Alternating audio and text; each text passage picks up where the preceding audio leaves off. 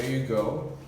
This is the healthiest choice, or would I say most nutrition for your calorie choice at Burger King.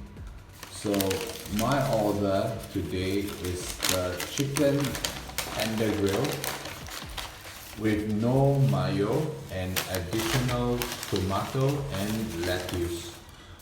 Then this is how it comes packaged in.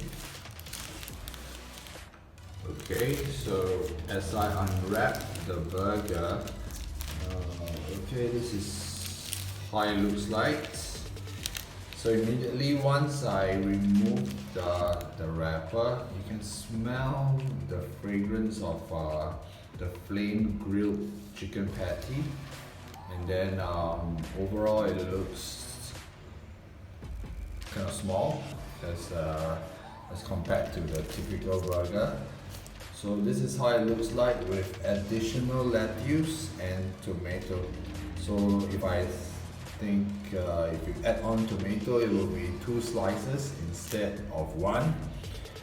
Alright, so now I will proceed to measure out the macros for this burger. There you have it. I've already sorted out the burger and then got my weighing scale ready. So with the most important component of the meal being protein, we will measure how much the grilled chicken patty weighs. Okay, there you have it. It's about 71 grams. Alright, I apologize for the lighting. So 71 grams of chicken patty, as you can see. It's the grilled thigh meat with a layer of skin on top. Yep, so 71 grams for that. Now onto the burger patty itself. It comes with sesame. So this is the bottom pad. The bottom pad alone is about 30 grams. Alright, and then if I add on the sesame bun on top, that's about 60 grams. So a typical BK burger bun is about 70 grams. Alright.